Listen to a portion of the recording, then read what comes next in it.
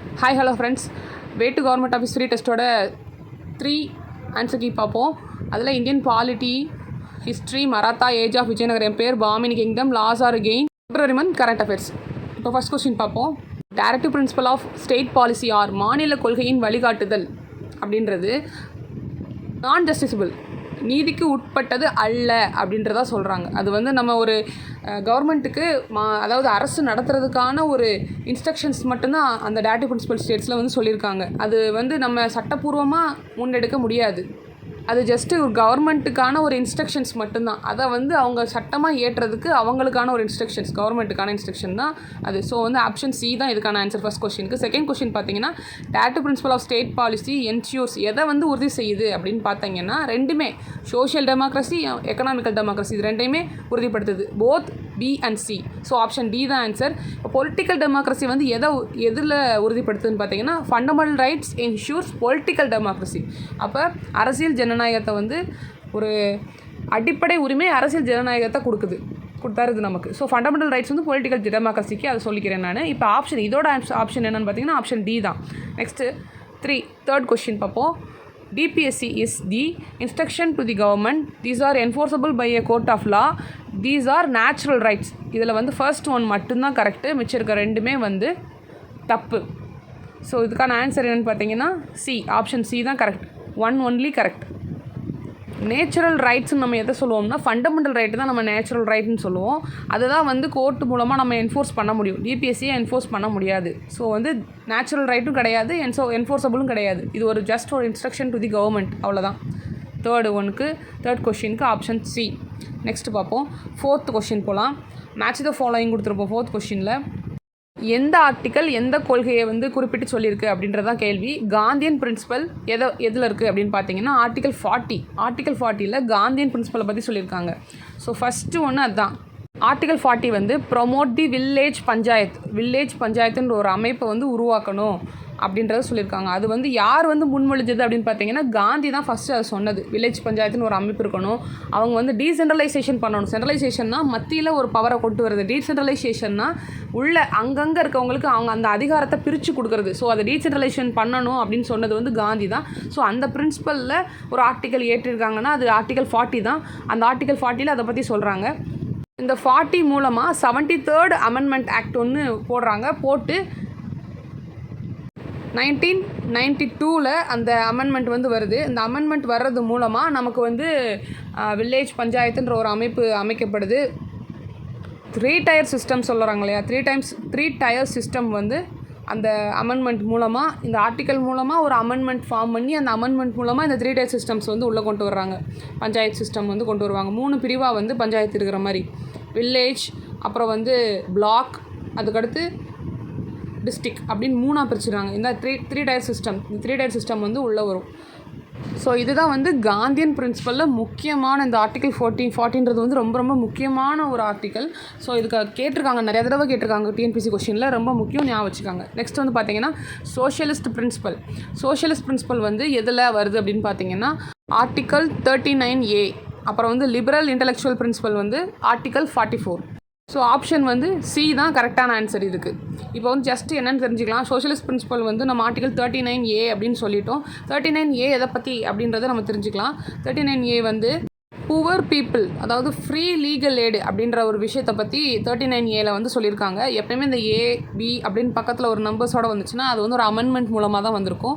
அந்த அமெண்ட்மெண்ட்டை நம்ம ஞாபகம் வச்சுக்கணும். அப்புறம் அது எதுக்கான விஷயம், ஃப்ரீ லீகல் எய்டுனா அது மட்டும் இல்லை, ஃப்ரீ லீகல் எய்டு மட்டும் இல்லை, right to equal justice, right to equal ஜஸ்டிஸ்ன்ற ஒரு விஷயம் வந்து இதில் இருக்குது 39Aல.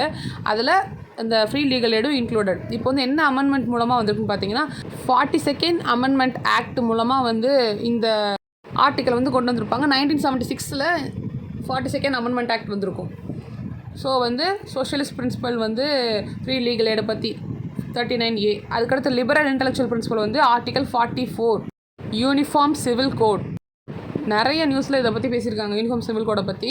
எல்லாத்துக்கான ஒரு பொது சிவில் சட்டம் சொல்லுவாங்க தமிழில். இப்போ எல்லாத்துக்கும் ஒரு லா இருக்குது இல்லையா. ஹிந்துஸ்க்கு ஒரு லா இருக்கும், மேரேஜ் பண்ணுறதா இருக்கட்டும், ப்ராப்பர்ட்டி வாங்குறதா இருக்கட்டும், ஹிந்து சஜஷன் அதாவது வாரிசுரிமையாக இருக்கட்டும், எல்லாத்துக்குமே ஹிந்துக்கு தனியாக இருக்கும், முஸ்லீம்ஸ் தனியாக இருக்கும், கிறிஸ்டின்ஸ் தனியாக இருக்கும். இந்த மாதிரி ஒவ்வொரு மதத்துக்கும் ஒவ்வொரு லா வந்து இருக்குது இல்லையா. இவங்களுக்கு எல்லாத்துக்குமே ஒரு காமனான லா வந்து கொண்டு வரணும் அப்படின்றதுக்காக உருவாக்கப்படணுன்றதுக்காக சொல்லப்பட்ட ஒரு விஷயந்தான் வந்து இந்த uniform civil code. Next question பார்க்கலாம். 5th question. Which of the following is not included in the direct principle of state policy? எது இல்லை, இன்க்ளூட் பண்ணலை, சேர்க்கப்படவில்லை அப்படின்றத கேள்வி. நீங்கள் வந்து டக்குன்னு அரைகுறையாக படிச்சுட்டு எதுன்னு டிக் பண்ணிடக்கூடாது, எது சேர்க்கப்பட்டுள்ளதுன்னு. Equal wage for equal work, prohibition of liquor, right to work, இது எல்லாமே இருக்குது. ரைட் டு இன்ஃபர்மேஷன் மட்டும்தான் இல்லை. ஸோ வந்து ஆப்ஷன் சி தான் இதுக்கான ஆன்சர். சம வேலைக்கு சம ஊதியம் இருக்குது, மது அருந்துவதை தடை செய்தல் இருக்குது, வேலை செய்யும் உரிமை இருக்குது. இந்த மூணுமே வந்து அரசியல் நெறி கோட்பாட்டில் இருக்குது. இல்லாதது வந்து ரைட் டு இன்ஃபர்மேஷன் தான். இது என்னென்ன ஆர்டிகல்னு பார்த்துடலாம். Equal wage for equal work, prohibition of liquor, first article 39 சம வேலைக்கு சம ஊதியம். அடுத்து மது அருந்துவதை தடை செய்தல் வந்து 47, ரைட் டு ஒர்க் வந்து 41 வேலை செய்யும் உரிமை. இந்த ரைட் டு இன்ஃபர்மேஷன் வந்து பார்த்திங்கன்னா 2005 வந்த ஒரு ஆக்ட், சட்டமாக தகவல் அறியும் உரிமை சட்டமாக வந்து இயற்றிட்டாங்க. அப்போ 2005 தான் அது வந்துச்சு. சரி, ஓகே, இதான் 5th கொஷினோட டீட்டெயில் நம்ம பார்த்துட்டோம் ஆன்சரை. இதுக்கான ஆன்சர் வந்து சி. நெக்ஸ்ட்டு போகலாம். 6th கொஷின் வந்து பார்த்திங்கன்னா what does article 44 of the constitution pertain to? அரசியலமைப்பின் 44வது பிரிவு எதை பற்றியது அப்படின்னு கேள்வி. நமக்கு நல்லா தெரியும், இப்போ தான் நம்ம பார்த்தோம். 44 இதுக்கு முன்னாடி பார்த்தோம் இல்லையா, என்னென்னு. Uniform civil code, liberal intellectual பிரின்சிபல்ஸில் ஆர்டிகல் 44 வந்துச்சு இல்லையா, அதை தான் இங்கே மறுபடியும் கொஸ்டினாக கேட்டிருக்கேன். எதுன்னு கேட்டிருக்கேன். யூனிஃபார்ம் சிவில் கோட், அதுக்கான ஆன்சர் பி தான். நெக்ஸ்ட் கொஸ்டின் பார்த்தீங்கன்னா இந்தியன் பார்லிமெண்ட் கன்சிஸ்ட் ஆஃப், இந்திய நாடாளுமன்றம் பின் வருவனவற்றை கொண்டுள்ளது. எதெல்லாம் இருக்குது இந்திய நாடாளுமன்றத்துக்குள்ளே அப்படின்னு கேட்டிங்கன்னா, லோக்சபா இருக்கும், ராஜ்யசபா இருக்கும், பிரசிடென்ட் இருப்பார். இந்த 3 விஷயமே இருக்குது. All the above. பிரசிடென்ட்டை விட்டுறக்கூடாது, ஒரு முக்கியமான நபர் நாடாளுமன்றத்தில். ஸோ வந்து நெக்ஸ்ட் பார்க்கலாம். Which bill can only pass in Lok Sabha?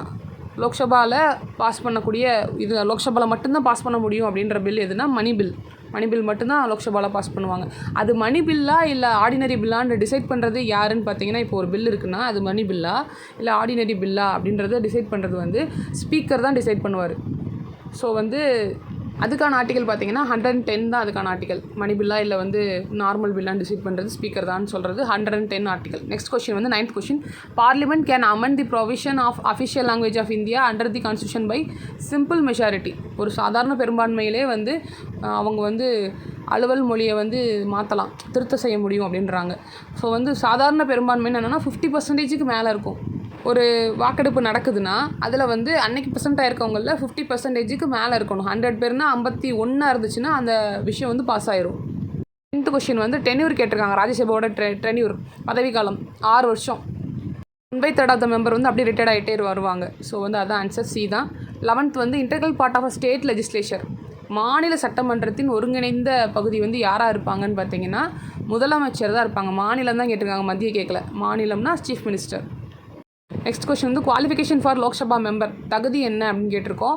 சிட்டிசனாக இருக்கணும், 30 ஏஜாக இருக்கணும், அப்புறம் வந்து hold any office or profit under the union or state government. இதில் தப்பான விஷயம் என்னென்னா ஏஜ் தான். ஏஜ் 25 இருந்தாலே லோக்சபா மெம்பராக ஆகலாம். ஸோ வந்து செகண்ட் ஒன் வந்து கிடையாது. எது 2 கரெக்டுனா 1 and 3 தான் கரெக்ட். ஸோ இங்கே ஆன்சர் வந்து ஆப்ஷன் வந்து தப்பாக கொடுத்துருக்கேன். இந்த ஒரே ஒரு கொஸ்டின் மிஸ்டேக் பண்ணிட்டேன். ஆப்ஷன் பியில் 1 and 3 கொடுத்துருக்கணும், 1 and 2 நான் கொடுத்துட்டேன். ஆப்ஷன் பி தான் கரெக்ட், பட் 1 and 3 அங்கே இருக்கணும். ஸோ வந்து 1 and 3 தான் கரெக்ட் ஆன்சர். ஆப்ஷன் 2 வந்து தப்பு. 30 கிடையாது, 25 ஏஜ். அவ்வளோதான். நெக்ஸ்ட் கொஸ்டின் போகலாம். How many people of Tamil Nadu representing as the member of Lok Sabha அப்படின்னு கேட்டிருக்காங்க. அதாவது லோக்சபா மெம்பராக வந்து எவ்வளோ பேர் தமிழ்நாட்டிலேருந்து ரெப்ரசன்ட் பண்ணி இங்கே ஜெயிச்சு அங்கே போவாங்க பார்லிமெண்ட்டுக்குன்னு பார்த்தா 39. அதான் வந்து correct answer.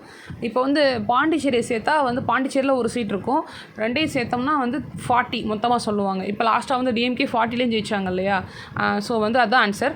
Next 14th question வந்து பார்த்திங்கன்னா யார் வந்து லோக்கல் செல்ஃப் கவர்மெண்ட்டை வந்து இன்ட்ரடியூஸ் பண்ணதுன்னு தான் கேட்டிருக்கோம். உள்ளூர் சுயாட்சி அறிமுகப்படுத்தியவர் யார் அப்படின்னு பார்த்தீங்கன்னா லார்ட் ரிப்பன் தான் அதுக்கான கரெக்ட் ஆன்சர். ஆப்ஷன் பி அதான் வந்து சரியான ஆன்சர். லார்ட் ரிப்பனை பொறுத்த வரைக்கும் அவர் வந்து அப்போ வைஸ்ரேரியாவாக இருந்திருப்பார். வைஸ்ராய்ன்னு சொல்லுவோம் இல்லையா, வைஸ்ராய் அப்போ இருந்திருப்பார். 1882 வைஸ்ராய் ஆஃப் இந்தியாவாக இருந்திருப்பார். ஸோ அவர் தான் வந்து இந்த லோக்கல் செல்ஃப் கவர்மெண்ட் அப்படின்ற விஷயத்தை வந்து கொண்டு வந்திருப்பார். இது மூலமாக பல்வந்த் ராய் கமிட்டி அப்படின்னு ஒன்று ஃபார்ம் பண்ணுவாங்க. அந்த பல்வந்த் ராய் கமிட்டி வந்து ஃபார்ம் பண்ணி அந்த கமிட்டி வந்து என்ன பண்ணுவாங்கன்னா ஒரு விஷயத்தை ரெக்கமெண்ட் பண்ணுவாங்க. என்னென்னா 1957 வந்து ரெக்கமெண்டேஷன் பண்ணியிருப்பாங்க. இந்த மாதிரி லோக்கல் செல்ஃப் கவர்மெண்ட் வந்து உருவாக்கணும் அப்படின்றதுக்கான ஒரு ரெக்கமெண்டேஷன் வந்து கொடுத்துருப்பாங்க. அந்த ரெக்கமெண்டேஷன் மூலமாக 1992 நமக்கு வந்து 73rd ஆர்டிக்கிளும் 73rd அமெண்ட்மெண்ட்டும் 74th அமெண்ட்மெண்ட்டும் வந்து நமக்கு வரும். அந்த அமெண்ட்மெண்ட் மூலமாக நமக்கு என்ன கிடைக்கும்? ஆல்ரெடி நம்ம பேசியிருக்கோம். என்ன விஷயம் நமக்கு கிடைக்கும்? பஞ்சாயத்துன்ற ஒரு விஷயம், பஞ்சாயத்தோட ரூல் கிடைக்கும். பஞ்சாயத்து ராஜ்ன்ற விஷயத்தை வந்து நமக்கு கிடைக்கும். ஸோ வந்து இதில் ஆப்ஷன் வந்து பி தான் சரியான ஆன்சர். நெக்ஸ்ட் கொஸ்டின் போகலாம். Panchayat Raj system constitutional by which amendment act? இப்போ தான் பார்த்தோம் இல்லையா நம்ம முன்னாடி, அதவே திருப்பி கேட்டிருக்கேன். எது மூலமாக வந்து பஞ்சாயத் ராஜ் அப்படின்ற ஒரு விஷயம் வந்து அமைப்பு வந்து உருவாகும் அப்படின்னு பார்த்தீங்கன்னா 73rd அமெண்ட்மெண்ட் ஆக்ட் மூலமாக தான் நமக்கு கிடச்சிருக்கும். 1992 தான் அந்த அமெண்ட்மெண்ட் ஆக்ட் வந்து வருது. ஸோ நெக்ஸ்ட் கொஸ்டின் போகலாம். அவ்வளோதான், பாலிட்டி முடிஞ்சிச்சு. இப்போ ஹிஸ்ட்ரி போகலாம். Krishnadevaraya belongs to which dynasty? எந்த வம்சத்தை வந்து சேர்ந்தவர் கிருஷ்ணதேவராயர்? ரொம்ப வந்து ஃபேமஸானவர். துளுவ டைனாசிட்டி, துளுவா டைனாசிட்டியில் துளுவ வம்சத்தை சேர்ந்தவர் தான் கிருஷ்ணதேவராயர். நெக்ஸ்ட்டு வந்து which king had a title Rangeela due to luxurious life style? அதாவது ரொம்ப ஒரு ஆடம்பர வாழ்க்கை முறையாக வந்து காரணமாக வந்து முகமது ஷா வந்து ரங்கீலா அப்படின்ற டைட்டில் வந்து பெற்றிருப்பார். முகமது கவனும் வந்து ஒரு முக்கியமானவர், ஒரு பிஎம்மாக செயல்பட்டிருப்பார். ஸோ வந்து அவர் ஒரு முக்கியமான நபர் தான். ஆனால் அவர் வந்து ரங்கீலா இல்லை. இது சொல்கிறதுக்காக சொல்கிறேன் இவங்களாம் யாருன்னு. முகமது பின் துக்ளக் வந்து துக்ளக் டைனாசிட்டியை உருவாக்குனவர்.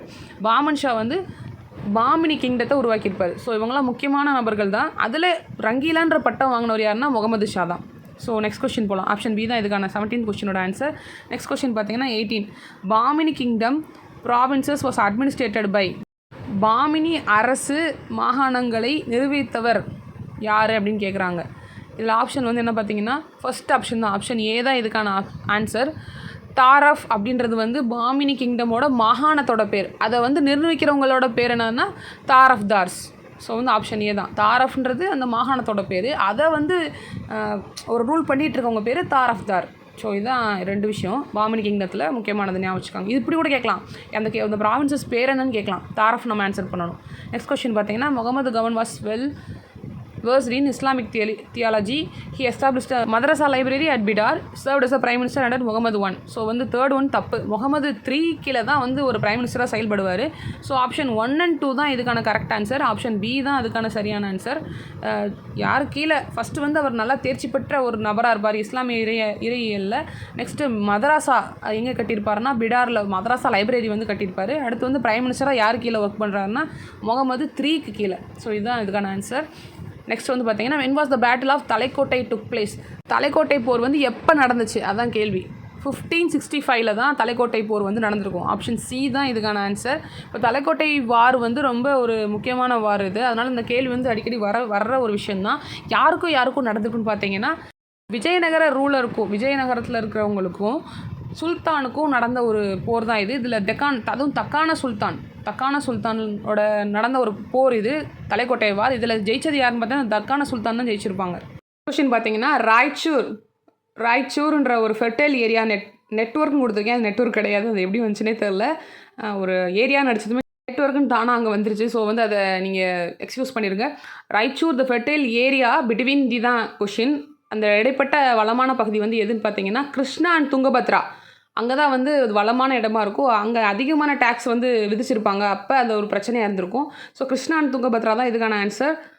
நெக்ஸ்ட் கொஸ்டின் பார்த்தீங்கன்னா the prince of Kampana called வந்து Kumara Kampana, son of Bukka one. புக்காவோட மகனா வந்து குமார கம்பன் ஒருத்தர் இருந்திருக்காரு. மரிய நாயக்குன்றவரோட உதவியோட மதுரையில் இருக்க சுல்தானோட ஆட்சியை முடிவுக்கு கொண்டு வந்திருப்பார். அதை பற்றின விஷயம் வந்து மதுரை விஜயம் அப்படின்னு ஒரு புக்கில் கம்பனாவோட ஒய்ஃப் வந்து கங்காதேவி எழுதியிருப்பாங்க. இளவரசர் கம்பனான்றவர் வந்து குமார கம்பனான்னு சொல்கிறாங்க. புக்கா ஒன்னோட மகன் அவர். மரிய நாயக் அவரோட உதவியால் சுல்தானோட ஆட்சியை மதுரையில் முடிவு கொண்டு வந்திருப்பாங்க. மதுரை விஜயத்தில் அதை பற்றி எழுதியிருப்பாங்க அந்த டெக்ஸ்ட்டில். அது யார் எழுதுனான்னு பார்த்தா கம்பனாவோட ஒய்ஃப் கங்காதேவி தான் எழுதியிருப்பாங்க. ஸோ இதுக்கான 3மே கரெக்டான ஆன்சர் தான். ஸோ ஆப்ஷன் ஏ தான் இதுக்கு சரியான ஆன்சர். ஸோ இது முக்கியமான விஷயம், அதனால் ஆப்ஷன் ஏ. இது எப்படி வேணாலும் கேட்பாங்க இந்த கொஷினை. நெக்ஸ்ட் வந்து பார்த்தீங்கன்னா எது இன்கரெக்டுன்னு தான் கேள்வி, எது வந்து தப்பு அப்படின்றது தான் கேள்வியாக இருக்குது. இதில் வந்து எல்லாமே கரெக்டு தான். ஆப்ஷன் சி மட்டும் தப்பு. மகா பிரதானி அப்படின்றது வந்து உச்ச தளபதின்னு கொடுத்துருப்போம். உச்ச தளபதி கிடையாது, அது வந்து ஒரு சீஃப் மினிஸ்டர் போஸ்ட் மகா பிரதானின்றது. ஸோ அதுதான் வந்து தப்பான ஆன்சர்.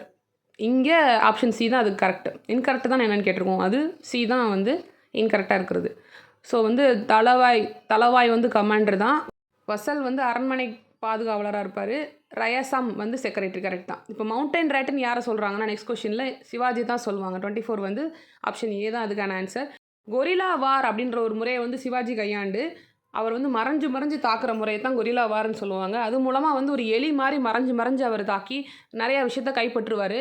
முக்கியமான இடத்த வந்து கொள்ளையடிப்பார். ஸோ வந்து அவரை வந்து மவுண்டைன் ரேட்டுன்னு யார் சொல்லுவாங்கன்னு பார்த்தீங்கன்னா அவுரங்கசீப் சொல்லுவார். இந்த மவுண்டைன் ரேட்டை எப்படியாச்சும் பிடிச்சிட்டு வாங்க அப்படின்ற மாதிரி சொல்லியிருப்பார். ஸோ வந்து இதுக்கான ஆப்ஷன் வந்து ஏ தான். சிவாஜி தான் மவுண்டைன் ரேட். நெக்ஸ்ட் வந்து who was the first Peshwa in Maratha rule? மராத்திய ஆட்சியில் முதல் பேஷ்வா யாராக வந்து இருந்தாங்க அப்படின்றதான் கேள்வி. பாலாஜி விஸ்வநாத் அவர் தான் வந்து ஃபர்ஸ்ட் பேஷ்வாவாக வந்து இருப்பார். இப்போ வந்து பேஷ்வான்றது வந்து ஒரு உயர் பதவியாக வந்து மராத்தா ரூலில் வந்து இருந்திருக்கு. 1662 ஃபர்ஸ்ட் பேஷ்வாவாக பாலாஜி விஸ்வநாத் வந்து இருப்பார். அதுக்கடுத்து வந்து பார்த்திங்கன்னா யார் வந்து அவரை வந்து ஃபர்ஸ்ட் பேஷ்வாவை ஆக்கியிருப்பாங்கன்னு பார்த்தீங்கன்னா ஷாகு மகாராஜா அப்படின்னு சொல்லுவாங்க அவரை. அவர் தான் வந்து பாலாஜி விஸ்வநாத்தை ஃபர்ஸ்ட் பேஷ்வாவாக வந்து அப்பாயின்ட் பண்ணியிருப்பார். அதுக்கடுத்து பாஜிராவ் 1. ஸோ பாலாஜி விஸ்வநாதன் வந்து ஃபஸ்ட்டு, பாஜிராவ் 1 வந்து செகண்டு, பாஜிராவ் வந்து தேர்டு. 3 பேர் அப்படியே வரிசையாக கரெக்டாக இருப்பாங்க. இதுக்கப்புறம் 2 பேர் மாதவராவ் அப்படின்னு 2 பேர் வருவாங்க. அதுக்கப்புறம் வந்து பார்த்திங்கன்னா பாஜிராவ் 2 வந்து 6th. இந்த டி ஆப்ஷன் வந்து 6th நபராக இருப்பாங்க. இதில் ஃபர்ஸ்ட் வந்து எப்படி பாலாஜி விஸ்வநாத்தோ அதே மாதிரி பாஜிராவ் 2 வந்து லாஸ்ட் பேஷ்வான்னு கேட்டாங்கன்னா பாஜிராவ் 2 நீங்கள் சொல்லணும். ஸோ இதுதான் வந்து இதுக்கான டீட்டெயில்டு ஆன்சர் நான் சொல்லிட்டேன். இப்போ நெக்ஸ்ட் கொஷினுக்கு போகலாமா? நெக்ஸ்ட்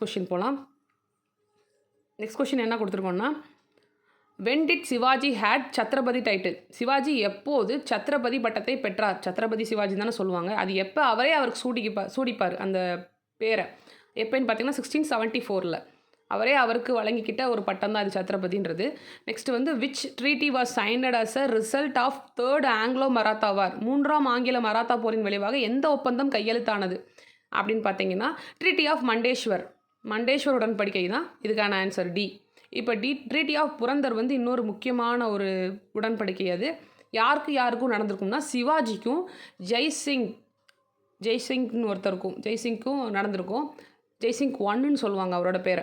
1665 சிவாஜிக்கும் முகலோட ஒரு நபராக, முகல்ஸோட எம்பையரோட ஒரு நபராக ஜெய்சிங் வந்திருப்பார். அவருக்கும் 2 பேர்த்துக்கும் இடப்பட்டு நடந்த ஒரு ஒப்பந்தம் தான் இந்த புரந்தர் ஒப்பந்தம். ஸோ இதை நீங்கள் ஞாபகம் வச்சுக்கலாம். இது யாருக்கும் இடையில நடந்ததுன்னு கேட்கலாம். இல்லை அவங்க பேரை கொடுத்துட்டு அவங்களுக்கு இடையில நடந்த ஒப்பந்தத்தோட பேர் என்ன அப்படின்னு கேட்கலாம். இல்லை இந்த புரந்தர் வந்து எப்போ நடந்துச்சுன்னு கூட சேர்க்கலாம். 1665 அந்த இயர். அதே மாதிரி மண்டேஸ்வர் எப்போ நடந்துச்சுன்னு பார்த்தீங்கன்னா 1818 நடந்திருக்கும். Treaty of Mandeshwar. Next question போகலாம். Religious personalities who great influence over Shivaji was? அதாவது ஒரு சிவாஜிக்கு மேலே ஒரு செல்வாக்கு மத பிரமுகர் சொல்லப்படுறவர் குரு ராம்தாஸ் தான் வந்து சிவாஜி மேலே ஒரு இன்ஃப்ளூயன்ஸ் பண்ணியிருப்பார். So option D. Next question வந்து பார்த்தீங்கன்னா சவுத்துன்ற விஷயம் வந்து என்னன்னு பார்த்தீங்கன்னா land tax levied by Shivaji and neighbouring state. அண்டைய மாநிலங்கள் மேலே ஒரு வரி வந்து வாங்கியிருக்காரு, நிலத்துக்கான வரியா. அதுதான் வந்து லேண்ட் டேக்ஸாக சவுத் வந்து எடுத்துக்கிற போகிறாங்க. அடுத்து வந்து சர்தேஷ் முகி அப்படின்ற ஒரு டேக்ஸ் இருக்குது. 2 டேக்ஸ் மொத்தம். சவுத் அண்ட் சர்தேஷ் முகி இது 2மே வந்து சிவாஜி டைமில் மராத்தா ரூலரால் வாங்கப்பட்ட ஒரு டேக்ஸ் தான் இது. 25% ஆஃப் டேக்ஸ் வந்து வாங்குவாங்க. ஒரு நிலத்துலேருந்து அவங்களுக்கு கிடைக்கக்கூடிய ஒரு இன்கம்லேருந்து 25% வந்து கொடுக்குற மாதிரி இருக்கும். 10ல் 1 பங்கு அப்படின்னு சொல்லுவாங்க சவுத்துக்கு. அதே மாதிரி 4ல் 1 பங்கு வந்து சர்தேஷ்முகி சொல்லுவாங்க. ஸோ இதான் வந்து இந்த 29ஓட ஆப்ஷன் வந்து டி ஆன்சர். நெக்ஸ்ட் 30 கொஸ்டின் வந்து பார்த்தீங்கன்னா what was the capital of Shivaji kingdom? சிவாஜியோட கேபிட்டல் தலைநகரம் எதுன்னு பார்த்தீங்கன்னா ராய்கர். பி ஆப்ஷன் பி தான் ஆன்சர். நெக்ஸ்ட் வந்து மேக்ஸ் வந்து நமக்கு திவ்யா மேம் போட்டுருவாங்க. நீங்கள் அதை ஒரு தடவை ஒர்க் அவுட் பண்ணி பார்த்துக்காங்க. ஒரு தடவை ஆன்சர் வந்து நீங்கள் என்னென்னு பார்த்துக்காங்க. நெக்ஸ்ட் வந்து வேர்ல்டு வெட்லேண்ட் டே கரண்ட் அஃபேர்ஸ் பார்த்துட்ருக்கோம். வேர்ல்டு வெட்லேண்ட் டே வந்து எப்போன்னு பார்த்தீங்கன்னா February 2. உலக சதுப்பு தினம். இப்போ ராம்சார் சைட்டுன்னு சொல்லுவாங்க. இந்த சதுப்பு நிலங்கள் அதிகமாக இருக்க இடத்த வந்து ராம்சார் சைட்டுன்னு சொல்லுவாங்க. தமிழ்நாட்டில் ராம்சார் சைட்ஸ் வந்து எத்தனை இருக்குது அப்படின்னு பார்த்தீங்கன்னா 20 இருக்குது. இப்போ லாஸ்ட்டாக வந்து பார்த்தீங்கன்னா 18 தான் இருந்துச்சு. இப்போ இடையில தான் அந்த பிப்ரவரியில் அந்த டே சதுப்பு நில தினத்தன்னைக்கு 2 வந்து ஆட் பண்ணாங்க. அந்த 2 வந்து எங்கேன்னு பார்த்தீங்கன்னா ராமநாதபுரம் டிஸ்ட்ரிக்டில் தான் அந்த 2 விஷயமும் இருக்குது. 2 சதுப்பு நிலமும் இருக்குது. இப்போ லாஸ்ட்டாக ஆட் பண்ணதை சொல்லிகிட்ருக்கேன். ராமநாதபுரத்தில் இருக்குது. அந்த 2 என்னென்னு பார்த்துடலாம். ஒன்று வந்து அதோட நேம் என்னென்னா சங்கரன்கோட்டை சங்கரக்கோட்டைன்னு சொல்லப்படுற அந்த இடம் தான் வந்து ஃபர்ஸ்ட்டு அந்த 19வது ராம்சார் சைட். அப்புறம் 20வது ராம்சார் சைட் என்னன்னு நம்ம பார்த்துடலாம். செகண்ட் என்னன்னு பார்த்தீங்கன்னா தீர்த்தங்கள் அப்படின்ற ஒரு இடம் தான். ஸோ இந்த சங்கரங்கோட்டை தீர்த்தங்கள் இந்த 2 பிளேஸும் 19, 20 2 ராம்சார் சைட்ஸாக இருக்குது. இதான் வந்து இப்போ ஆப்ஷன் பி தான் வந்து 41க்கான ஆன்சர். இதோட சேர்த்து டீட்டெயில் ஒரு ஆன்சர் வந்து நம்ம பார்த்துட்டோம். இப்போ இந்தியாவில் எத்தனை ராம்சார் சைட்ஸ் மொத்தமாக இந்தியாவில் இப்படி பார்த்தா எவ்வளோ இருக்குது ராம்சார் சைட்ஸ்னு பார்த்தீங்கன்னா 89 ராம்சார் சைட்ஸ் வந்து இந்தியாவில் இருக்குது டோட்டலாக. எப்படி தமிழ்நாட்டுக்கு வந்து நமக்கு 20 இருக்கோ அதே மாதிரி இந்தியாவுக்கு 89. நெக்ஸ்ட் கொஸ்டின் போகலாம். Who is the first woman to set a record of longest space walking time? அதாவது அதிக நேரம் விண்வெளியில் நடந்து சாதனை படைத்த முதல் பெண் யாருன்னு கேட்டிருக்காங்க. சுனிதா வில்லியம்ஸ் தான் இதுக்கான ஆன்சர். இப்போ லாஸ்ட்டாக வந்து அவங்க அந்த ரெக்கார்டை வந்து கொண்டு வந்திருக்காங்க பிரேக் பண்ணி. கல்பனா சாவ்லாவுக்கு அப்புறமா இவங்க தான் வந்து ஸ்பேஸில் அதிக நேரம் இருந்திருக்காங்க. ஸோ வந்து இவங்க தான் அதிகமான நேரம் வந்து நடந்தது அப்படின்ற ஒரு ரெக்கார்டை வந்து பிடிச்சிருக்காங்க. 62 hours 6 minutes டோட்டலாக வந்து ஸ்பேஸில் வாக் பண்ணியிருக்காங்க. நெக்ஸ்ட் கொஸ்டின் பார்த்தீங்கன்னா where did the India's largest aviary situated? எங்கே இருக்குது பறவைகள் கூடம் அப்படின்றது எங்கே இருக்குதுன்னு கேட்டிங்கன்னா கம்பரசப்பேட்டை எங்கே இருக்குன்னா திருச்சியில் இருக்குது. ஸோ ஆன்சர் வந்து பி தான் இதுக்கான ஆன்சர். நெக்ஸ்ட் வந்து where was the first bio bank made? Bio பேங்க்ன்றது வந்து என்னென்னு பார்த்தீங்கன்னா ஒரு முக்கியமான செடிகள்லாம் வந்து பாதுகாத்து வளர்க்குறது. அந்த செடிகள் பாதுகாப்பு மையம் மாதிரி தான் அந்த பயோ பேங்க் முதல் உயிரி வங்கி அப்படின்றாங்க. அது எங்கேன்னா டார்ஜிலிங்கில் இருக்குது. அது வந்து டார்ஜிலிங் ஜூன் சொல்லப்படுற ஒரு இடத்துல தான் இருக்குது. டார்ஜிலிங் ஜூன் சொல்லுவாங்க. அங்கே தான் வந்து இந்த ஃபர்ஸ்ட் பயோ பேங்க் வந்து உருவாக்கியிருக்காங்க. நெக்ஸ்ட் வந்து which was the only state having potash mineral deposit in India? இந்தியாவில் பொட்டாஸ் கனிமம் கொண்ட ஒரே மாநிலம் எதுன்னா பஞ்சாப் தான். அதை பிப்ரவரியில் ஃபைன் பண்ணியிருக்காங்க. நெக்ஸ்ட் வந்து பார்த்தீங்கன்னா அடல் ஜல் அப்படின்ற அந்த யோஜனா வந்து எதோட தொடர்புடையதுன்னு கேள்வி. கிரவுண்ட் வாட்டர் தான். ஆப்ஷன் ஏ தான் இதுக்கான answer. Atal Jal Yojana related to ground water. நிலத்தடி நீர் பராமரிப்பு அப்படின்ற ஒரு விஷயம் இருக்கு இல்லையா, அதை செய்கிறதுக்காக கொண்டு வந்த ஒரு யோஜனா வந்து அடல் பூஜல் அப்படின்ற யோஜனா தான். அதோட ஷார்ட் ஃபார்ம் தான் அடல் ஜல்.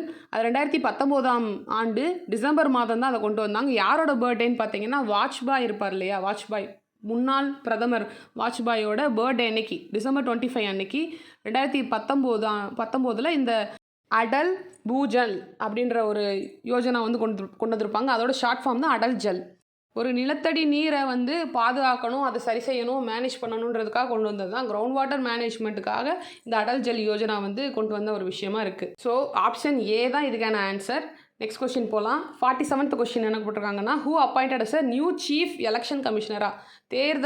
புதிய தலைமை தேர்தல் ஆணையராக வந்து யார் நியமிக்கப்பட்டாருன்னு பார்த்தீங்கன்னா ஞானேஷ்குமார். ஆப்ஷன் பி தான் இதுக்கான answer.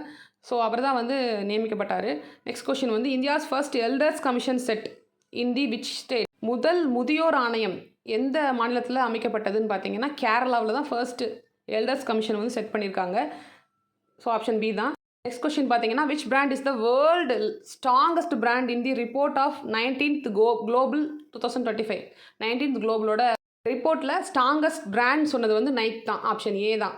Who appointed as the vice chairman of SC/ST commission in Tamil Nadu? Imayam. Writer Imayam தான் SC/ST கமிஷனோட வைஸ் சேர்மனாக அப்பாயிண்ட் பண்ணாங்க. யார் வந்து சேர்மன்னு பார்த்தீங்கன்னா இந்த ஆப்ஷன்லேயே இருக்கார். தமிழ்வாணன் தான் வந்து SC/ST கமிஷனோட சேர்மனாக இருக்கார். ஒரு சீஃப் ஜஸ்டிஸ் தான் வந்து ரிட்டையர்ட் சீஃப் ஜஸ்டிஸ் இந்த அமைப்புக்கான தலைவராக இருப்பார். அடுத்து வந்து வைஸ் சேர்மனாக அவர் கீழே இமயம் இருக்கார். ஸோ அவ்வளோதான். ஆன்சர் கீ பார்த்தாச்சு.